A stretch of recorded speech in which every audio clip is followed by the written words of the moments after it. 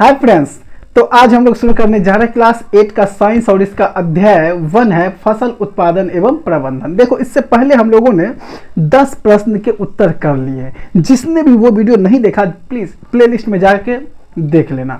और हाँ, कॉपी कलम साथ में लेके बैठा करो और अभी का जो क्वेश्चन आंसर होगा ना वो अभी लिख लेना, बाद में रिवीजन आराम से हो जाएगा तुम्हारा। ठीक है, चलो हम लोग बढ़ते हैं प्रश्न 11 की तरफ। बुआई किसे कहते हैं?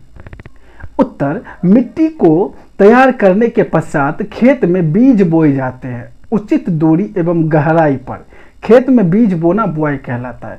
देखो, बुआई से पहले ना मिट्टी को तैयार किया जाता है, खेत को जोता जाता है। उसके बाद क्या होता है कि खेत में बीज बोया जाता है। और बीज कैसे?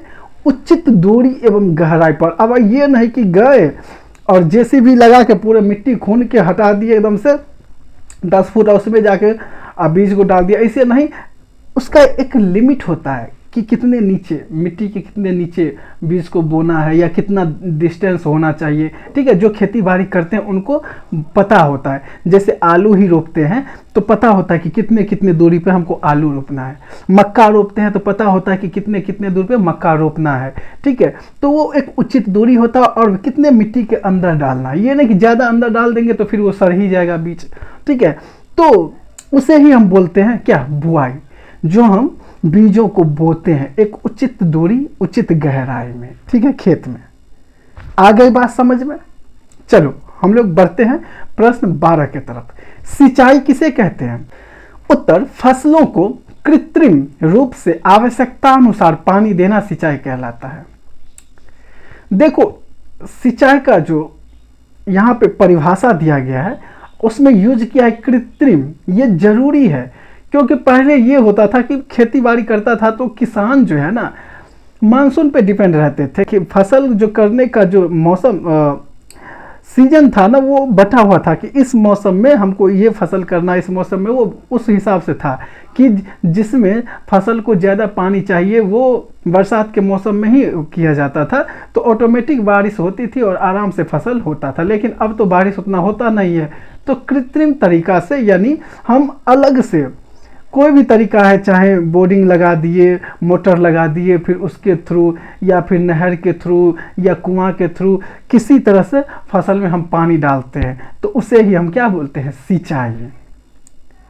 ठीक है, चलो हम लोग बढ़ते हैं प्रश्न 13 की तरफ। जल संरक्षित करने वाले सिंचाई की 2 विधियों का वर्णन कीजिए। पहले प्रश्न समझ लो, बोलता है कि ऐसा कौन सा तरीका है, विधि है जिससे जल को हम बचा सकते हैं। ये नहीं कि फसल में डाल भी रहे और बर्बाद भी हो रहा है, नहीं, आराम से फसल में भी जाएगा लेकिन पानी वेस्ट नहीं होगा। तो उसका वर्णन करो। उत्तर है, जल संरक्षित करने वाले सिंचाई की 2 विधियां निम्नलिखित है। पहला छिड़काव तंत्र और दूसरा है ड्रिप तंत्र। तो सबसे पहले हम देखते हैं छिड़काव तंत्र को। इस विधि का इस्तेमाल असमतल भूमि जहां पर जल कम मात्रा में उपलब्ध हो के लिए किया जाता है। इसमें नलों के ऊपर घूमने वाले नोजल लगे होते हैं। जब पंप से जल मुख्य पाइप में भेजा जाता है तो वह घूमते हुए नोजल से बाहर निकल कर वर्षा की भांति छिड़काव करता है। और यह विधि बलुई मिट्टी के लिए अत्यंत उपयुक्त है। देखो, छिड़काव तंत्र में क्या होता है कि ये उस जगह के लिए है जहाँ पे मिट्टी उभर खावर ऊंच नीच है। अब कहने का मतलब जमीन ही समतल नहीं है, तो उसमें अगर हम पानी एक तरफ से मान लो कि मोटर लगा के एक तरफ पाइप छोड़ दिया फिर उसमें पानी जाएगा तो वो ऊंच नीच है, तो वो सब जगह पानी पहुंच नहीं पाएगा। ऐसे में बहुत देर लग जाएगा, पता चला कहीं पानी का पूरा वो तालाब बन गया है खेत में और कहीं पानी गया ही नहीं है। तो इसीलिए यहाँ पे छिड़काव तंत्र का यूज किया जाता है। इसमें होता ये है कि पानी जो है ना जब पाइप से निकलती है तो वो फिर चारों तरफ फुवारा मार के घूमते हुए एकदम से पानी निकलेगा। तो वो क्या होता है कि चारों तरफ खेत में अपने आसपास जितना उसका क्षमता है, जितना दूरी कवर करने का, उतने दूरी में पानी पड़ेगा और आराम से सभी जगह जो है ना समान मात्रा में पानी पड़ेगा। तो इससे क्या होता है कि पानी की बर्बादी नहीं होती है।